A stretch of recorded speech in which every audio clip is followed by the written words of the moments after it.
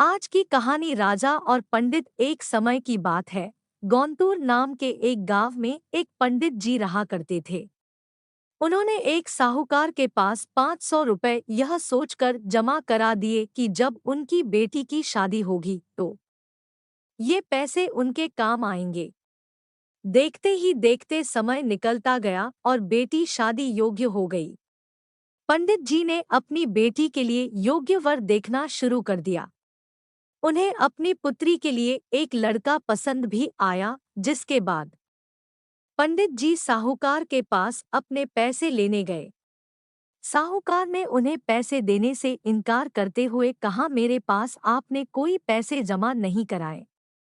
आपके पास क्या सबूत है कि आपने मेरे पास पैसे रखे थे?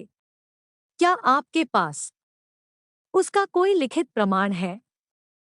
साहूकार की ये बातें सुनकर पंडित जी परेशान हो जाते हैं और वे समझ जाते हैं कि साहूकार ने उनके पैसे हड़प लिए हैं। एक दिन पंडित जी मंदिर से घर लौट रहे थे, तभी उनके दिमाग में विचार आया कि उन्हें उस साहूकार की शिकायत राजा से करनी चाहिए। हो सकता है राजा इस परेशानी का कोई हल निकाल दे। पंडित जी बिना देरी किए राजा से मिलने के लिए पहुंच गए और वहां जाकर उन्होंने अपनी परेशानी राजा के सामने रखी।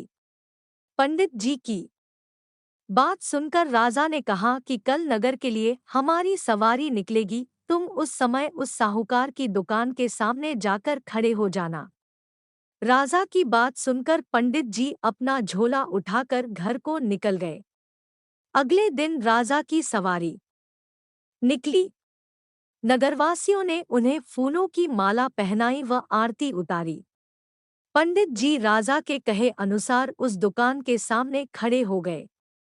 राजा की सवारी साहूकार की दुकान के सामने आई तो राजा ने पंडित जी को देखाकर प्रणाम किया और उनसे कहा कि आप यहाँ क्या कर रहे हैं? आप हमारे गुरु हैं, आप हमारे साथ बग्घी में चलिए। पंडित के बग्घी में बैठने के बाद साहूकार ने राजा की पूजा की और उन्हें फूलों की माला पहनाई। उसके बाद राजा की बग्घी आगे बढ़ गई। पंडित जी को कुछ दूर आगे जाने के बाद राजा ने बग्घी से उतार दिया और बोला कि मैंने अपना काम कर दिया है, अब आगे देखो क्या होता है।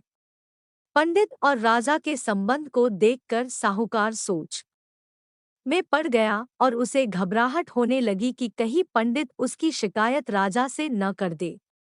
वह घर जाकर रात भर सो नहीं पाया।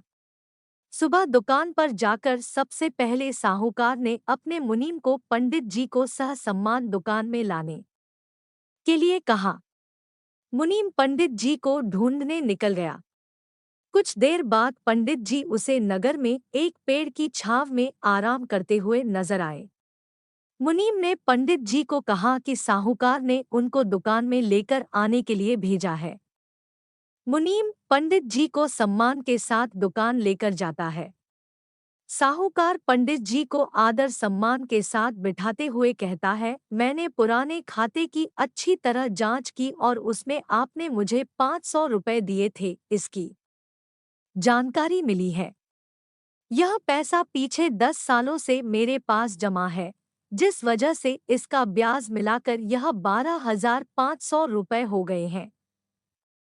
फिर साहूकार उन्हें 13,500 रुपए देता हुए कहता है कि आपकी बेटी मेरी भी बेटी की तरह है, तो ये 1,000 रुपए मेरी तरफ से उसकी शादी के लिए हैं। साहूकार ने पंडित जी को 13,500 रुपए देकर बड़े ही प्रेम के साथ विदा किया। इस तरह पंडित जी को उनके अपने पैसों के साथ ही उसका ब्याज और शादी के लिए साहूकार की तरफ से 1,000 रुपए अतिरिक्त मिल गए।